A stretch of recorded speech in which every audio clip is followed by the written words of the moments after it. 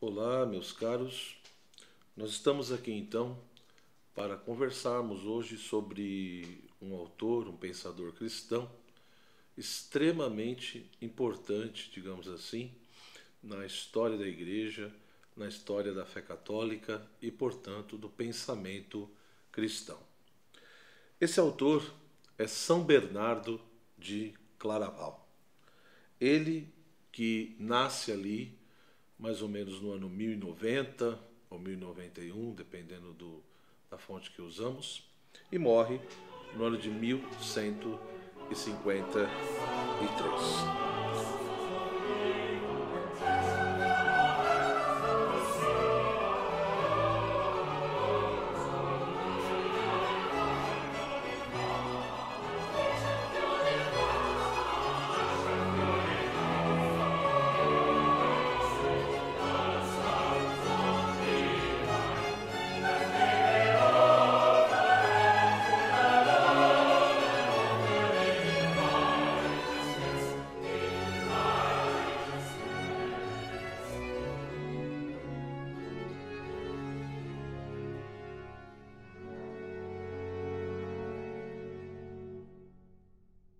São Bernardo ele veio, de fato, de uma família numerosa, de 7 irmãos, onde ele era o terceiro.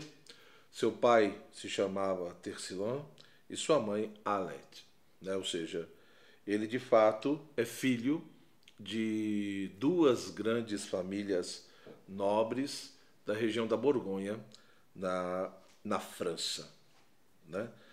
Não é à toa, nós vamos ver, que São Bernardo foi conhecido como um grande gênio religioso. Uma pessoa realmente que teve uma importância e uma relevância muito grande na vida da igreja e na época dele, né? Para nós podermos compreender, digamos assim, um pouco a sua pessoa, o que ele produziu, né, o desenvolvimento do seu pensamento, eu gostaria de chamar a atenção um pouco para alguns aspectos, né, da vida dele, né, da sua personalidade e também um pouco do contexto histórico, né, o estilo de vida e quem foi realmente São Bernardo. Então, além desses dados familiares que eu já mencionei aqui, Bernardo ele teve a oportunidade, na época dele, junto com os irmãos, de estudar o trivium, né? Então, a questão da gramática, da retórica e da dialética. Ele, de fato, né, ao estudar o trivium, evidentemente, que isso acabou acarretando toda uma influência no seu modo de pensar, no seu modo de se expressar, né, de articular ali as suas ideias, de lidar com determinados problemas e etc. Como também ele teve, dentre os seus estudos, pôde ler grandes clássicos da época dele, principalmente da cultura antiga, como Horácio, Virgílio, Ovídio, né, Cícero, Lucano, Boécio, mas principalmente a questão dos padres da igreja, como Santo Agostinho, ou Santo Ambrósio e tantos outros, que ele tinha um amor profundo, uma consideração profunda. Em relação ao quadrivium, Bernardo teve apenas, segundo seus biógrafos, algumas noções bem elementares, ou seja, a questão da aritmética, da geometria, da música, da astronomia, né? Então era um jovem que tinha uma personalidade muito bem estabelecida, ou seja, ao mesmo tempo que era uma pessoa firme, né, tinha toda uma audácia, mas ao mesmo tempo também era alguém que tinha uma sensibilidade muito grande, digamos assim, pelo sofrimento dos outros, pelas dificuldades daquelas pessoas que estavam ao seu redor. Ora, nós vemos na obra de São Bernardo uma valorização muito grande das ciências sacras, enquanto que as chamadas ciências profanas acabam, não que não tenham nenhum valor para São Bernardo de Claraval, mas elas acabam ficando no segundo plano, digamos assim. Então, por mais que ele tenha tido a oportunidade de estudar o trivium, né, toda essa questão da retórica, da dialética, né, a questão da lógica, enfim, a própria questão da gramática e tantas outras coisas, ele, como muitos acabarão dizendo, né, é alguém que tem um amor profundo por Deus, né? Ou seja, se em alguns momentos Bernardo vai ter essa relação, digamos assim, com a tradição filosófica ou com questões filosóficas, para ele gostava de salientar e gostava muito de expressar, né, que a filosofia dele era conhecer Jesus e Jesus crucificado, né? Ou seja, isso já expressa, digamos assim, toda a sua consideração, todo o seu amor por Cristo.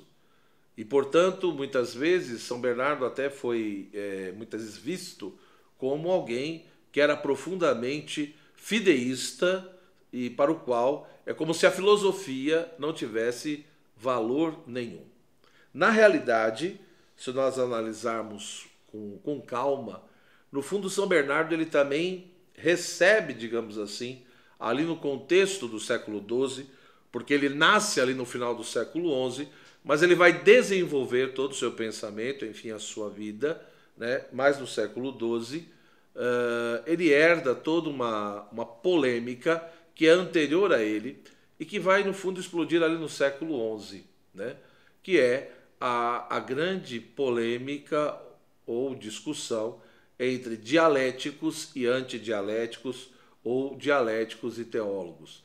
Os dialéticos que tinham lá, muitos também a sua fé, mas que defendiam, digamos, o direito da filosofia, da dialética, da lógica, de tratar determinados problemas religiosos, discutir passagens da Escritura, analisar problemáticas em relação aos dogmas ensinados pela Igreja, e, por outro lado, os antidialéticos ou os teólogos que entendiam que o uso da dialética, da lógica, para discutir essas questões poderia ser um grande risco, um grande problema.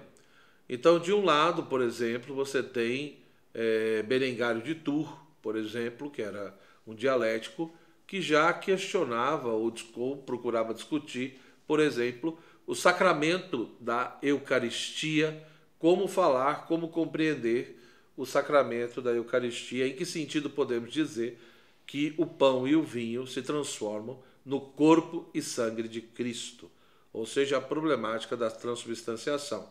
E Berengário de Tours, ele entendia que do ponto de vista lógico, né, dialético, racional, falar de uma presença real, segundo ele, seria um grande problema, porque nós teríamos, digamos assim, a substância e o acidente, né?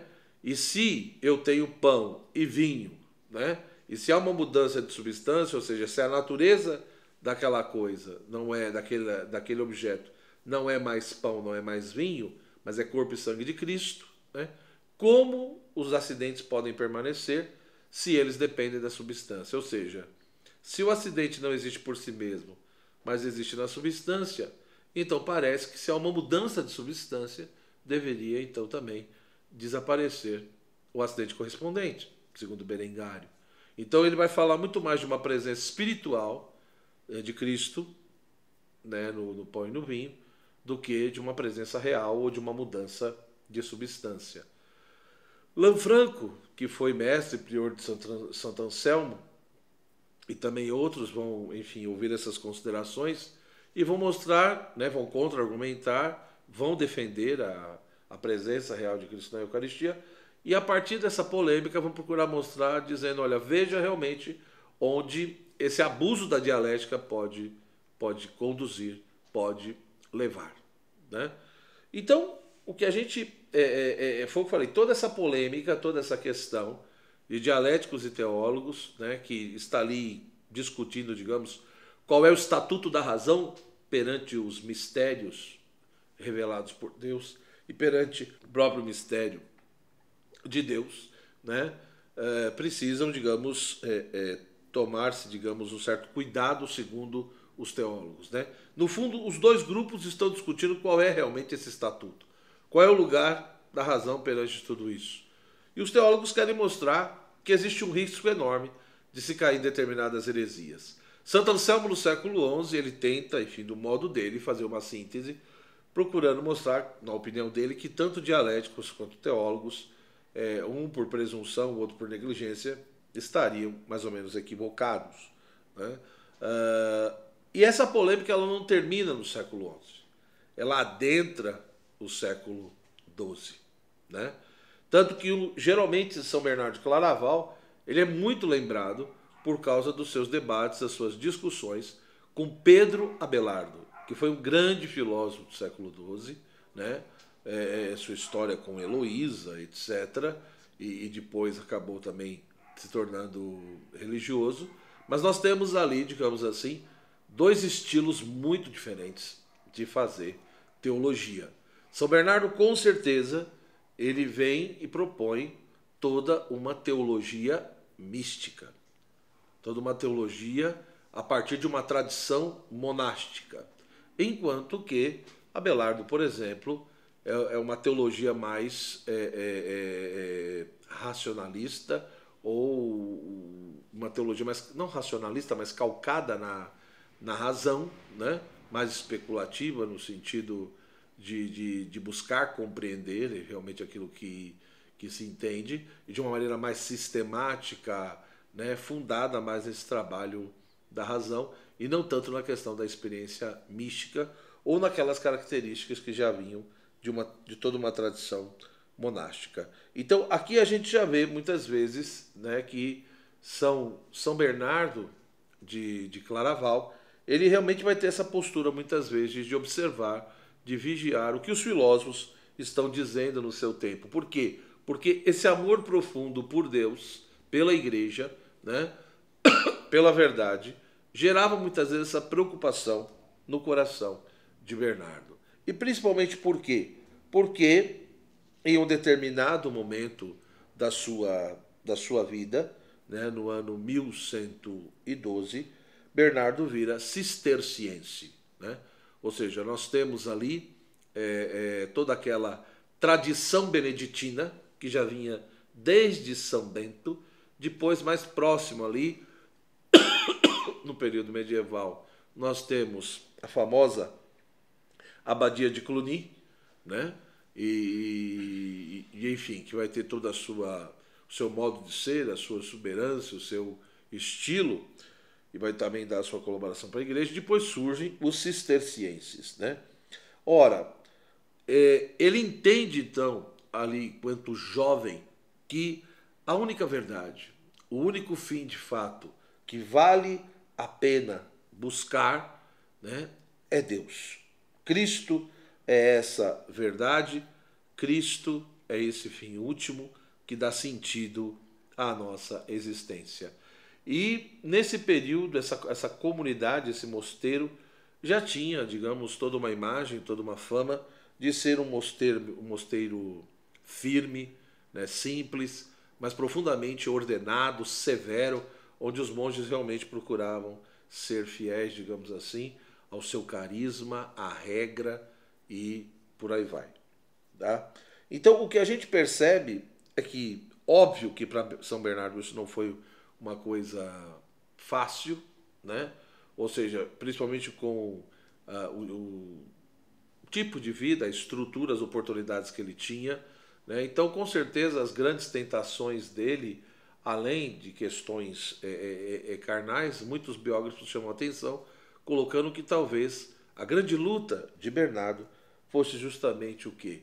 As diversas opções e possibilidades que se apresentavam à sua vida, né? Para a sua vida.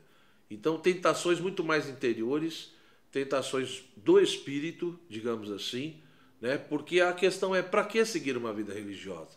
Para que renunciar a tudo, abrir mão de tudo, se ele tinha tantas outras alternativas? Então ele, junto com outros jovens, né, se consagram então a Deus, vão um dia até a essa abadia cisterciense e são recebidos, né, e de fato são questionados por o que estão fazendo lá, o que estão buscando. E eles dizem a misericórdia de Deus. Né? Jovens que deixam tudo, né, para se transformar no quê? Num monge. E São Bernardo, com certeza, é assim que ele gostaria de ser visto. Alguém que renunciou a tudo, alguém que deixou tudo para ter uma vida de oração, né? O grande lema de oração e trabalho, né, na perspectiva de São Bento, mas além da questão da oração e do trabalho, toda essa questão da Lexio Divina, da meditação das Escrituras e do estudo dos santos padres, como eu já disse. Né? E nessa sua vida de monge, conforme realmente ele foi passando os anos e amadurecendo e crescendo, e não durou muito tempo, não demorou muito, para que ele já fosse, mesmo tão jovem, convidado ou mandado, né, para fundar o famoso mosteiro de Claraval. Né? Fazer uma nova fundação e não foi fácil, né? Tem vários relatos nesse sentido. Ou seja, ele que tinha muitas vezes uma vida frágil, uma saúde frágil, né? Não podia comer qualquer coisa, tinha dificuldades estomacais, né? Acabava tomando umas questões de líquidos, etc. Uma vida de renúncia, né, e de penitência muito intensa, né, mas ao mesmo tempo alguém que expressava, digamos, essa alegria de servir a Deus, essa alegria de ajudar os outros. Ou seja, como eu disse, um homem, por um lado, firme, mas extremamente sensível, né? Esse jogo de ternura e ardor ao mesmo tempo, né? Alguém que de fato tinha um amor profundo por Deus, mas isso não significava que ele desprezasse o próximo ou não tivesse nenhum tipo de preocupação com as outras pessoas.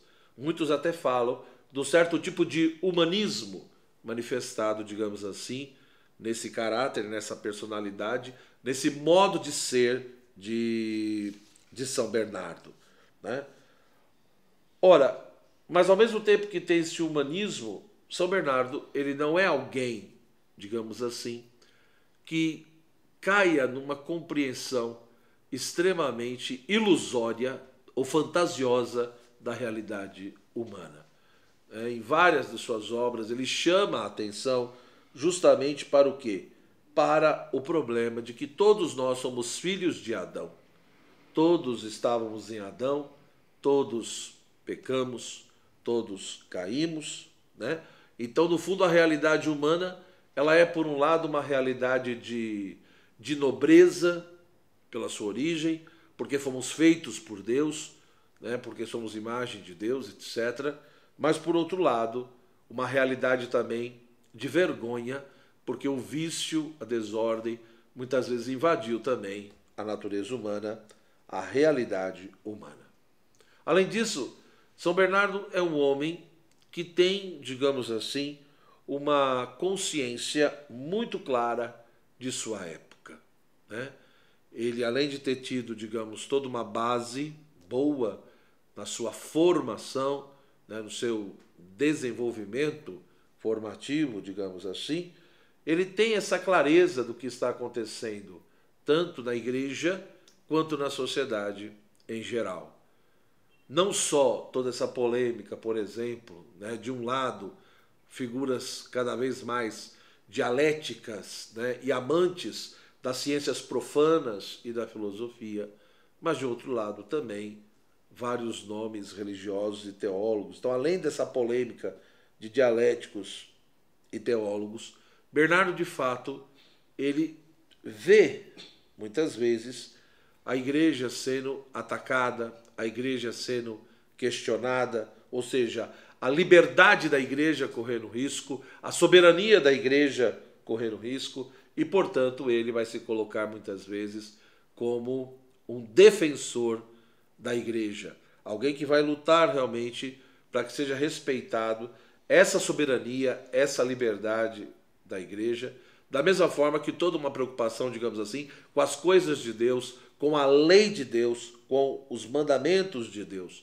Quando muitas vezes ele percebe que na sociedade os reis, ou os nobres, ou o povo, estão muitas vezes se afastando do caminho de Deus, e ele, com as suas pregações, com os seus sermões, ele vai chamar a atenção para a necessidade de se retornar para o caminho do Senhor, né? Não é à toa, digamos assim, que uma das principais fontes que nós temos do pensamento de São Bernardo de Claraval são os seus sermões, né? Seus diversos sermões, e o mais conhecido, com certeza, são os seus sermões sobre o Cântico dos Cânticos, onde, de fato, ele faz toda uma meditação, uma reflexão, uma explanação sobre o amor de Deus, né? Ou seja, essa relação do esposo e da esposa, de Deus com o seu povo, de Cristo com sua igreja, né? E do Criador, nesse diálogo íntimo com cada alma, com cada ser humano. Esse amor profundo de Deus por nós, onde essa maior expressão desse amor é Jesus crucificado. Jesus que veio ao mundo e deu a vida para nos salvar. E São Bernardo, na sua leitura do Cântico dos Cânticos, ele vai procurando mostrar como que, por trás daquele texto, nós temos ali muitas vezes um conjunto de símbolos, de metáforas, mas que transmitem toda uma verdade, né? Toda uma verdade, né? Todo um aspecto de vida moral, de conduta e de sentido da existência revelado por Deus, né? Mas além de tudo isso, São Bernardo, ele, repito, tem esse amor profundo por Deus, essa preocupação com as pessoas, esse amor pela igreja, né? Essa defesa até pelo papado, né? Ou seja, ele venera profundamente a figura do Santo Padre, mas ao mesmo tempo que ele venera a questão do papado, tem todo esse amor e a dimensão da obediência. Ele também, a sua grande obra, chamada De Consideratione, né? Ele procura mostrar que o papado também implica determinadas exigências. Ou seja, aquele que de fato é chamado por Cristo a viver ali como Pedro naquele momento, se entrando na sua cátedra, ele não é uma questão de privilégios, mas na realidade estar ali tem como consequência várias exigências, né? O ser Papa implica, digamos assim, tomar várias atitudes, fazer várias coisas e não esquecer, portanto, qual é a verdadeira vocação e missão do Sumo Pontífice. Então, da mesma forma que São Bernardo, muitas vezes, ele exortava e corrigia os reis e as rainhas e os nobres, ele também não tem dificuldade nenhuma de, com todo amor e respeito, escrever uma obra lembrando, né, o Santo Padre quais são, né, se por um lado é uma posição de tanta honra e que dá um poder para poder governar a Igreja de Cristo, por outro lado, existem muitas exigências para que se consiga viver, digamos, essa função, esse reinado, de uma maneira digna e minimamente adequada e eficiente, né? O próprio exercício da humildade, a dimensão do serviço, né, e tantas outras coisas que São Bernardo vai chamar a atenção. Agora, além de tudo isso, né, e não só como monge, mas conforme ele vai, enfim, a sua vida vai se desenvolvendo, ele vai ocupando determinados cargos, evidentemente, na sua congregação, na sua comunidade religiosa cisterciense, né? Às vezes tem até algumas discussões e embates com o abade de Cluny, com Pedro o Venerável, né? Determinadas discussões mesmo respeitosas, enfim, porque às vezes ele também achava que as construções, né, o tipo de vida que se tinha em Cluny era um pouco exagerado, que deveria ser mais simples e humilde, né? A preocupação com os pobres, enfim. São Bernardo vai chamar a atenção para várias coisas. Mas, além disso, ele também vai se conhecendo cada vez mais, digamos, a vida dele, a sua personalidade, o seu modo de ser. E a igreja, enquanto todo, começa, né, o povo olha para Bernardo e começa a ver realmente alguém como modelo, como referência, né? Um santo que está ali caminhando. E a igreja, digamos, ela vai pedindo também cada vez mais algumas coisas a Bernardo. E uma dessas coisas, ele muitas vezes vai se colocar como um grande defensor da fé. Um grande defensor da fé. Por isso que ele vai fazer a chamada cruzada contra os albigenses, né, os cátaros, que no fundo era um tipo de gnose, né, tipo de maniqueísmo, ou seja, entendiam que a origem do mal estava na matéria e tudo que é corpóreo, né, e tinha uma concepção de igreja e de religião, de cristianismo, que contradizia vários elementos da fé cristã. São Bernardo vai ser muito firme e vai combater essa heresia. Da mesma forma como eu já falei, ele vai estabelecer muitas vezes também toda uma disputa com Pedro Abelardo, vai até ajudar na organização de um concílio, né, mostrando como Abelardo não é simplesmente um filósofo, um teólogo, um professor respeitado, mas que infelizmente Abelardo muitas vezes tem ideias confusas, ambíguas e até heréticas. E portanto São Bernardo vai usar, né, até de toda essa capacidade, digamos, de retórica, de reflexão. Então, não é que existe a ideia muitas vezes que São Bernardo, já que ele valorizava tanto essa teologia mística, já que ele valorizava tanto essa coisa do interior, do coração, desse amor a Deus, né, dessa vida devota profunda, muitas vezes acha-se que ele é um autor que nós não encontramos nos escritos dele ou na vida dele nenhum tipo de elemento filosófico. Nós encontramos sim, né? Nesses próprios embates e discussões com Abelardo, a gente percebe ali toda uma capacidade de retórica, de dialética, só que no entendimento de São Bernardo, isso não tem que vir em primeiro lugar. E nos seus escritos, quando nós pensamos, principalmente no aspecto literário, no seu modo de escrever, no seu modo de expressar, nós vamos ver claramente isso. Ele, com certeza, Bernardo não colaborou, né, para o surgimento de toda aquela estrutura escolástica que nós vamos ver no século XIII, por exemplo. Todo aquele apogeu da escolástica, todo aquele estilo, toda aquela preocupação, né, com uma estrutura muito bem articulada, concatenada, sem contradições, as devidas articulações lógicas e argumentativas, né? Bernardo, de fato, não é alguém que é profundamente encantado por isso, mas ele entende sim, né, nesse poder, ele entende e ele acredita no poder do amor, no encantamento do belo, né? Não só no falar, no viver, mas também no próprio estilo, no próprio modo de redigir, né, de escrever. Depois eu vou dar, daqui a pouco eu vou dar 2 exemplos aqui, bem concretos nesse sentido, para a gente poder ver um pouco isso, né? E finalizando então essa parte mais aqui de contexto, de vida, né? O que a gente vai percebendo, como eu disse, é que é um homem que realmente tem um amor profundo por Deus, pela igreja e pelas pessoas, e ao mesmo tempo é um homem de oração, é um monge, né? É alguém que procura ter uma vida contemplativa, por isso vai viver no mosteiro, mas o que é interessante é que ele também é um homem de ação. É um homem de ação. Na medida em que tem toda essa consciência da sua época, o que está acontecendo ali na sociedade e também nessa realidade eclesiástica, né? A quantidade de viagens que São Bernardo faz, a quantidade de problemas que ele ajuda a resolver, né? O cisma, por exemplo, que teve na época dele, de Anacleto, ou seja, ter 2 papas ali ao mesmo tempo, né? E ele tentar resolver e ajuda, né, a dirimir essa questão, né?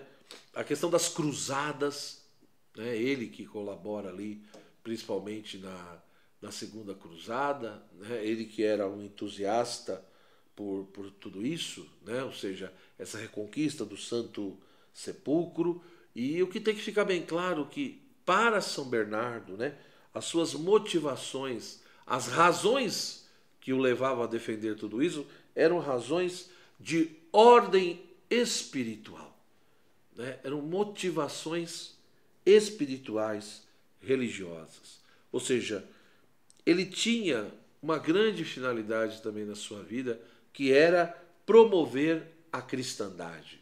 Ou seja, promover um tipo de sociedade onde de fato Cristo é amado, é adorado, onde a lei de Deus é respeitada, né? E os monges, portanto, deveriam ser, segundo ele, essa vanguarda espiritual, né, que colaboraria profundamente para a promoção dessa cristandade. Então, o que nós vemos de fato é um filho da igreja, alguém que ama profundamente a igreja, né, um santo de Deus, né? E era alguém tão admirado pelo povo, pelas pessoas, que foi canonizado tão rapidamente. Em 1174 ele já é canonizado, né? Não é à toa que ele é chamado por alguns de o último dos padres, né? Devido ao seu amor pela tradição e pelos próprios padres da igreja, mas também devido ao seu estilo, o seu modo de pensar e de viver, né? E até o século XVII a gente percebe que São Bernardo ele era estudado, né? Nós temos as suas cartas, né? Nós temos os seus sermões, tem uma obra dele sobre a graça e o livre-arbítrio, uma outra obra sobre as heresias de Abelardo, uma outra sobre o amor a Deus, né? Então, principalmente essa obra sobre o amor a Deus, sobre a graça e o livre-arbítrio, né? Ou a graça e a liberdade, essa outra que fala sobre as heresias de Abelardo, e principalmente aquela que fala sobre os graus da humildade e da soberba. Esses textos, junto com as suas cartas e os seus sermões, digamos, é toda essa produtividade intelectual, mística e literária que nós recebemos de São Bernardo de Claraval, né? Mas talvez o seu texto mais conhecido e mais valorizado, de fato, não é tanto o seu comentário, mas são os seus sermões, como eu já disse aqui, sobre o Cântico dos Cânticos, né? Esse texto da Sagrada Escritura, que é um verdadeiro elogio, uma exaltação do amor, né? Na questão do que é o amor. Seja do amor humano, de um ser humano para com o outro, mas principalmente do amor de Deus por nós. Então, eu repito, até o século XVII, ao morrer, já é relatado muitos milagres, às vezes, né? Os monges até esconderam meio o corpo dele, porque existia um certo medo das pessoas pegarem e quererem cortar todo o corpo para fazer relíquias, por exemplo, né? De tão famoso que era São Bernardo de Claraval, né? De tão realmente a sua fama de santidade, né? De uma pessoa que tinha uma vida de virtudes, de piedade, de preocupação com os outros, com a igreja, né? E, infelizmente, às vezes, no fundo também, transmitiram, às vezes, uma certa historiografia, se transmitiu a figura dele como o grande inquisitor no mau sentido da palavra, né? Principalmente devido à sua polêmica com Abelardo, por exemplo, né? Como se Abelardo fosse o grande santo e São Bernardo de Claraval, aquele carrasco que ficou perseguindo Abelardo. E, na realidade, o que a gente vê é uma preocupação e um amor profundo pela pessoa de Abelardo, no sentido de que uma das piores coisas, o veneno que pode atingir a alma de um ser humano, é uma doutrina falsa, uma heresia. E muitos biógrafos também relatam que quando Abelardo estava ali, né, no seu convento, etc., e meio doente, São Bernardo muitas vezes foi visitá-lo e conversar com ele, né? Principalmente depois do concílio em que Abelardo foi condenado. Então a gente vê alguém realmente que, por um lado, é extremamente firme e tem um amor profundo por Deus e pela verdade, mas alguém que tem uma ternura também e uma sensibilidade humana muito grande. Ora, devido a tudo isso, até o século XVII, repito, ele era muito estudado, né? Mas de repente começa a se deixar meio de lado o pensamento de São Bernardo de Claraval, né? Alguns levantam a hipótese que talvez isso foi pelo fato de se entender às vezes que ele é como se ele fosse muito jansenista, né? Da mesma forma aquilo que teria acontecido com Santo Agostinho. Então nós temos ali, em meados do século XVII, a questão do jansenismo, né? Que pregava, digamos, um rigorismo moral, uma coisa, um puritanismo, um rigorismo muito grande, essa coisa de se exaltar apenas a questão da graça, como se não houvesse correspondência da parte do ser humano em relação à graça. Isso teria, devido a essa falsa interpretação de Bernardo, deixado ele um pouco ali de lado. Mas o Papa Pio VIII, em 1830, o que ele faz? Ele proclama São Bernardo doutor da Igreja, né? Esse doutor melífluo, né? Porque é uma mistura, uma convergência, né? De ternura, de força insinuante, de firme doçura no seu comportamento, né? Da mesma forma que o mel que escorre da boca, ou seja, Bernardo, no seu falar, no seu viver, no seu pregar, é como se ele tivesse esse mel, essa unção, né? Que por um lado era tão dura e firme, mas ao mesmo tempo misturada de toda uma doçura, toda uma ternura, né? E isso não é pouca coisa, digamos assim, tá? Então, o que a gente percebe, repito, quando nós pegamos as obras de São Bernardo, o tipo de pensamento, de teologia que ele vai colaborar para se desenvolver, né? Ou seja, toda aquela a chamada mística especulativa que vai se desenvolver no período medieval e posteriormente, com certeza São Bernardo de Claraval ele deu uma grande contribuição para o desenvolvimento dessa chamada mística especulativa. Então, me parece, a impressão que eu tenho, quando nós pegamos a obra dele, seja a obra, né, que é o amor a Deus ou o amor de Deus, seja quando nós pegamos a obra sobre a graça e o livre-arbítrio, seja quando nós analisamos, né, ali os seus sermões sobre o Cântico dos Cânticos e também outros sermões, né, ou determinadas cartas, a gente percebe que esse amor a Deus nos seus textos sempre está permeando, sempre está aparecendo. Ou seja, parece que a grande finalidade e objetivo de Bernardo é fomentar no coração das pessoas esse amor a Deus, né?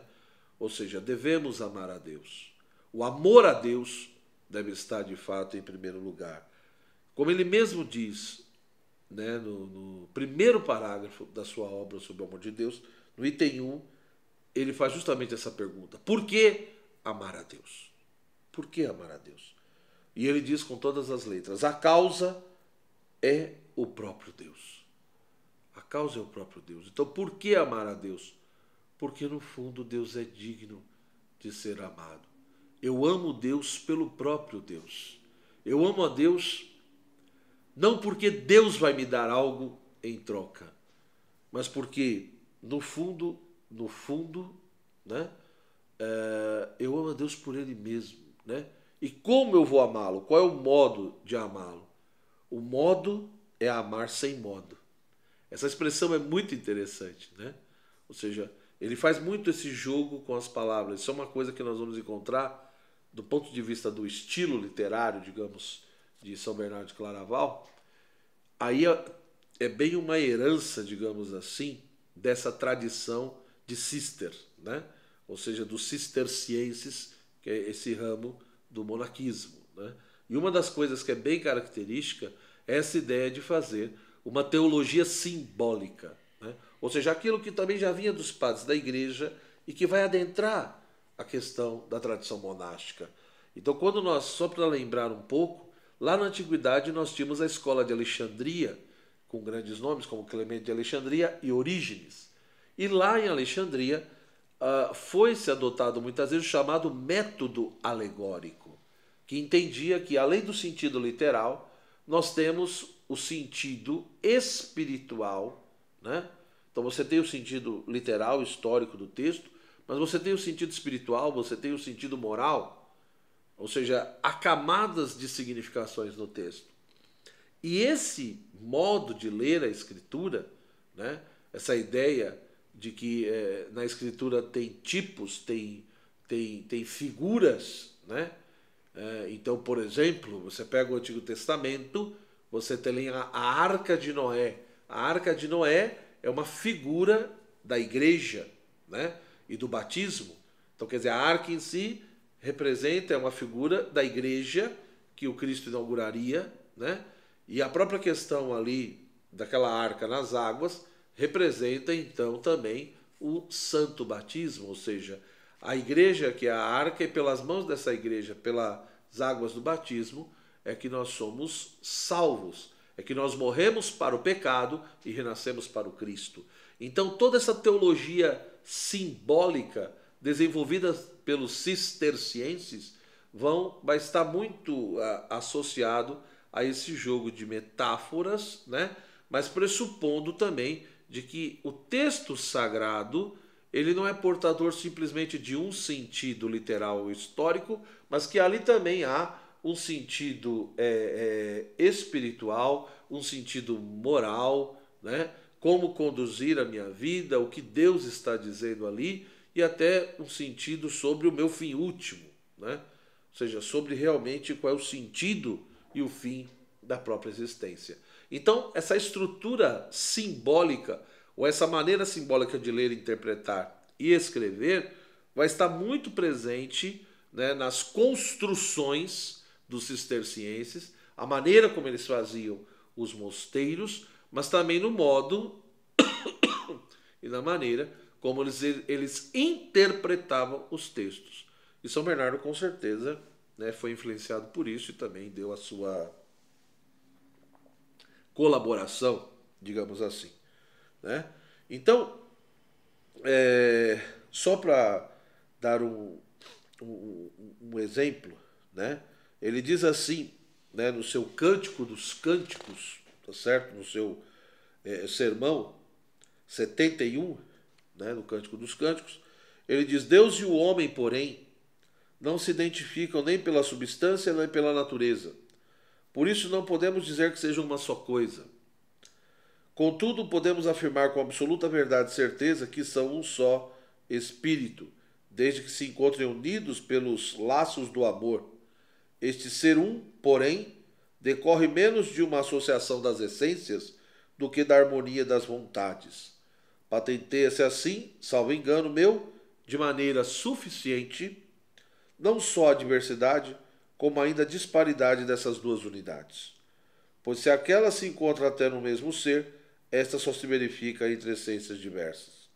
Haverá uma distância comparável a que existe entre a unidade de vários e a unidade de um só, é pois pelo unus e pelo uno que essas duas unidades se delimitam uma da outra. Com efeito, o uno designa a unidade da essência no Pai e no Filho, ao passo que o unus não designa o mesmo entre Deus e o homem, mas sim uma comunhão íntima de amor.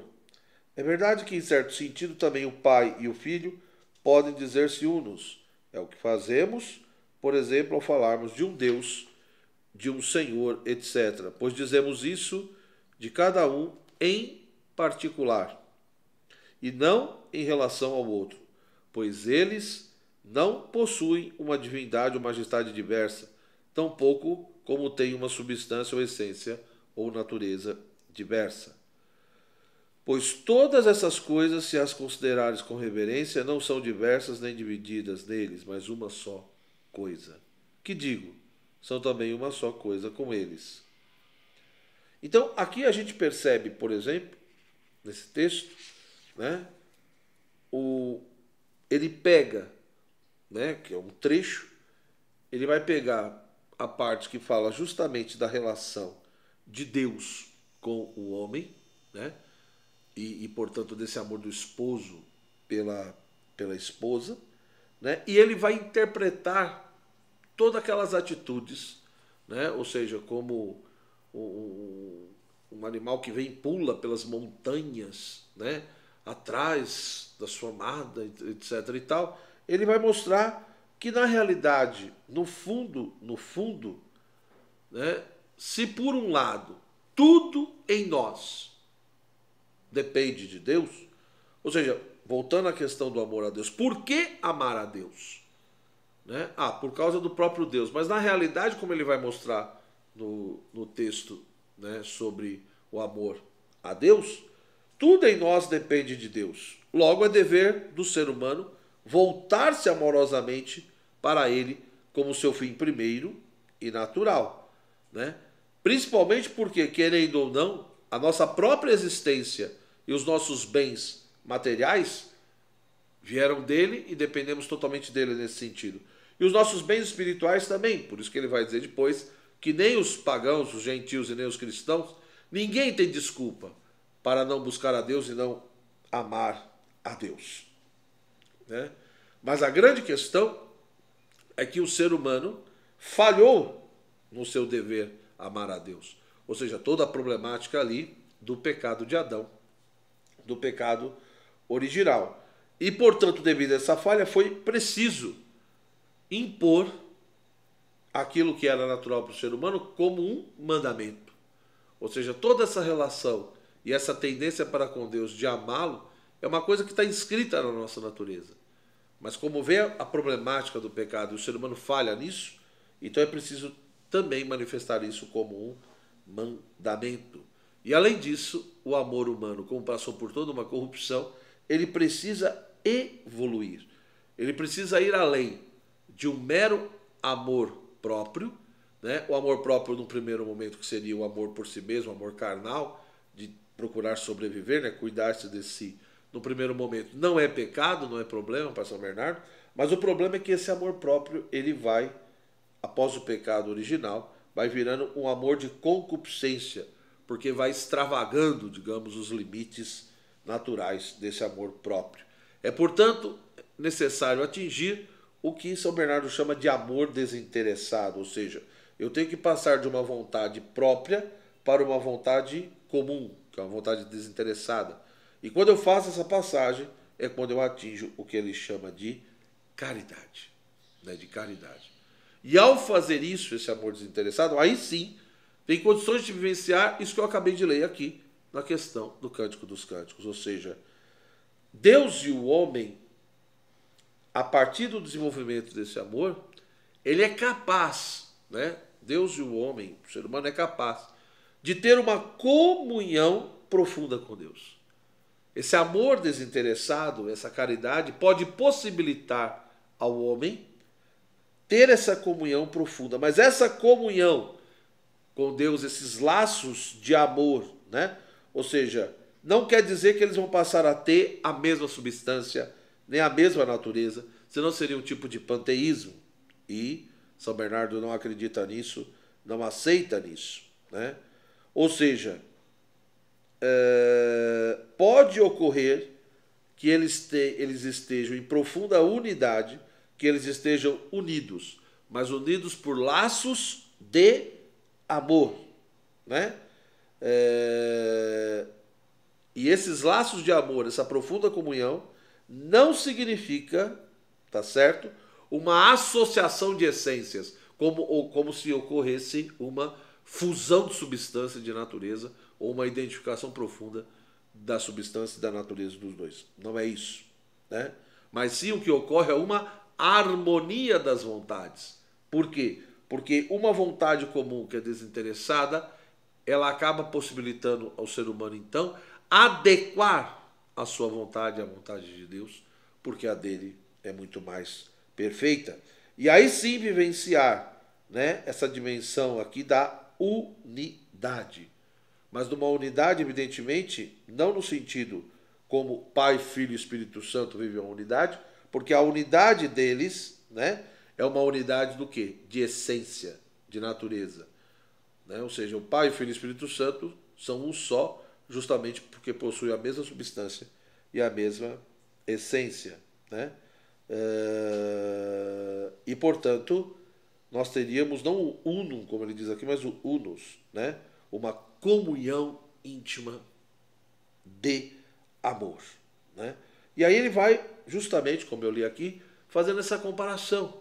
Quer dizer, a unidade profunda que há na Trindade Santa entre Pai, Filho e Espírito Santo, evidentemente que é uma unidade de substância e de essência e é eterna. Nós, como criaturas, também podemos ter uma unidade profunda com Deus. Mas essa unidade não é de essência, mas é algo que expressa uma comunhão íntima de amor. Mas para isso acontecer, o amor humano precisa ser restaurado. Né? E para isso, aí nós precisamos, de fato, enfrentar, talvez, segundo São Bernardo de Claraval, o maior dilema do ser humano. Né? Então, por exemplo, no seu Sermão 47, quando ele fala sobre a anunciação do Senhor, ele faz uma referência a Maria. Ele diz, né, ele usa a expressão que o anjo usa, se referindo a Nossa Senhora. Salve Maria, plena de graça. E aí ele faz uma reflexão sobre essa expressão, salve Maria, plena de graça. Ele diz verdadeiramente plena, né?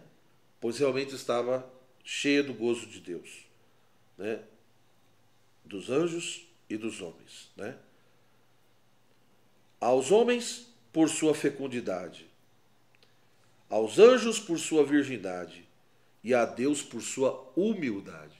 Ou seja, Maria que estava plena, porque estava intimamente ligada a Deus, aos anjos e aos homens, a esse gozo de Deus. Né? Ligada aos homens por uma fecundidade, ligada aos anjos por sua virgindade e a Deus por sua humildade. Este último é o motivo, como ela disse, de que Deus tinha fixado nela, né? Tinha escolhido.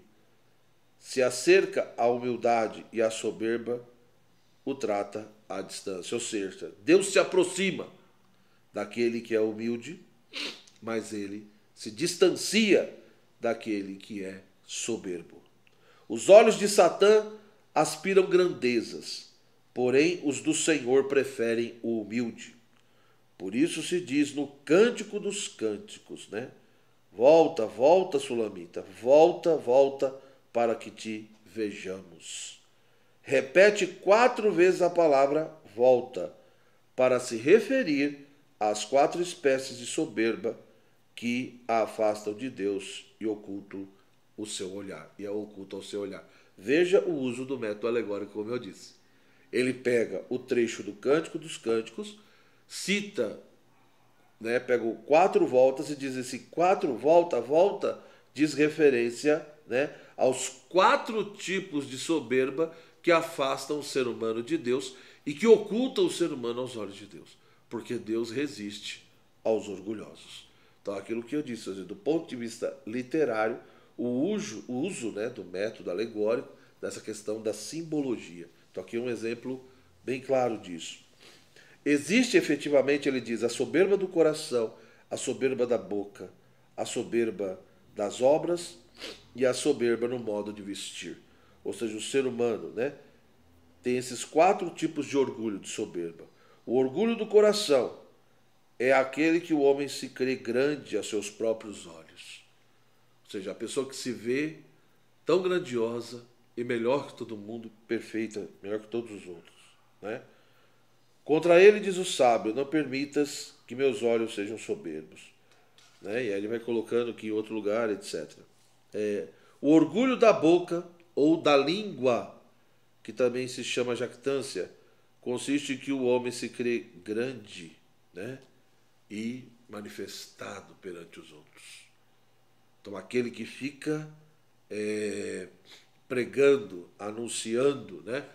O orgulho do coração, como ele disse aqui, é o homem que se crê grandioso aos próprios olhos. O orgulho da boca e da língua é aquele que fica pregoando, né?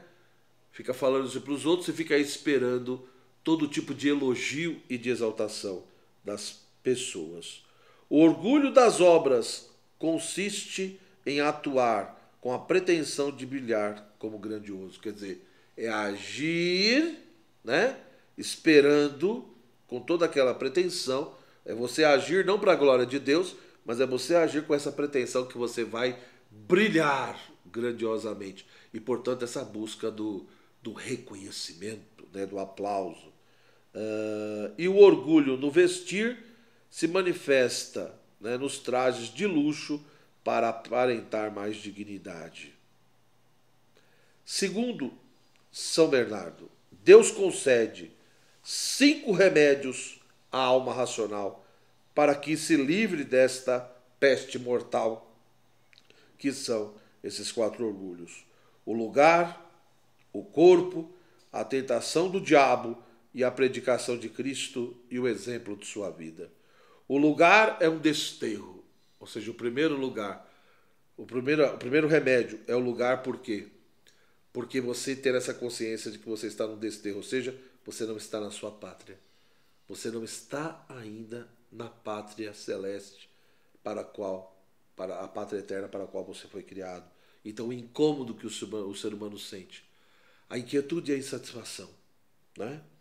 O corpo, né, que é uma carga. Por quê? Porque a matéria, ela não é má em si mesma, senão ele cairia no erro dos albigenses.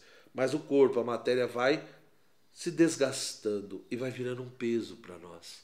Por mais que a minha alma amadureça, as doenças, né, o desgaste da matéria, os limites. A tentação nos aflige, porque ela mostra realmente as nossas dificuldades, como é difícil resistir às tentações. A predicação de Cristo nos edifica. Os ensinamentos de Jesus vai nos edificando profundamente, nos ensinando o caminho da salvação e da santidade. E por fim, a vida exemplar de Cristo, ela nos educa. Por quê? Porque é uma vida virtuosa e um exemplo visível, concreto, que nós estamos vendo, né? E ele diz, com essa espécie de 5 sentidos, Deus fomenta a humildade na alma. Então, para São Bernardo de Claraval, né, ou seja, em todas essas obras aqui que ele desenvolveu, né, e as suas cartas, como eu já disse, e também outros sermões, a gente percebe que, de fato, o sentido da existência, né, o sentido da existência, a única verdade e o único fim que vale a pena é Deus. Porque Ele é aquele que nos criou, Ele é o sentido do nosso existir. E Cristo, Ele é o caminho que nos ajuda a descobrir essa verdade. Porém, o ser humano, para conseguir descobrir essa verdade, né, e atingir esse fim, ele precisa superar o grande obstáculo que se coloca na sua vida, que é aquilo que moveu tanto Satanás quanto Adão, que é o orgulho e a soberba. Logo, a virtude da humildade, os degraus da humildade são fundamentais. O ser humano precisa ir subindo os vários degraus da humildade para ir descendo no orgulho. Conforme eu subo um, eu desço o outro. Mas sem a humildade não é possível. Enquanto o ser humano é dominado por toda uma vaidade e busca ser aplaudido, né, e reconhecido pelas pessoas, ele não tem como se aproximar dessa verdade, né, do próprio Cristo e, portanto, atingir o seu fim último, que é o próprio Deus. Ora, eu terminaria então dizendo o seguinte: São Bernardo de Claraval, com certeza, né, é alguém que colaborou profundamente para o desenvolvimento da fé católica, né? E do ponto de vista da literatura, né, cristã, é alguém que, como monge, como místico, mas ao mesmo tempo que era monge místico, era alguém que tinha uma vida de ação muito concreta, devido ao seu amor a Deus, às pessoas e à igreja. Então, nas suas obras, né, ou seja, ele deixou um legado enorme. Um legado enorme em que sentido? Seja no sentido monástico, toda a contribuição que as suas obras deram para a vivência de um certo tipo de vida monástica, né, na questão dos cistercienses ali, seja no sentido cristão, muito mais amplo, lembrando o ser humano nas suas obras, né, que o sentido da nossa vida é amar a Deus, porque no fundo nós somos criados para conhecer, adorar e amar a Deus. E para isso, o ser humano tem que ter a devida humildade para reconhecer que é um pecador, né, que tem uma fissura na sua natureza devido ao pecado original, que esse amor que é natural precisa ser reconstruído, que a sua vontade também precisa ser tocada pela graça. Então, em todas essas suas obras e esse seu pensamento, seu estilo de vida, esse monge nos deixou essas grandes verdades, esse caminho, né? E a importância, evidentemente, repito, da vida interior, mas uma vida interior associada a uma vida interior, uma vida contemplativa, profundamente associada também a uma vida de ação, de amor a Deus, mas de amor ao próximo, de amor à igreja. Eu agradeço muito a sua atenção e espero que essa simples exposição ajude você um pouco a se interessar pelo pensamento, a vida e a obra de São Bernardo de Claraval.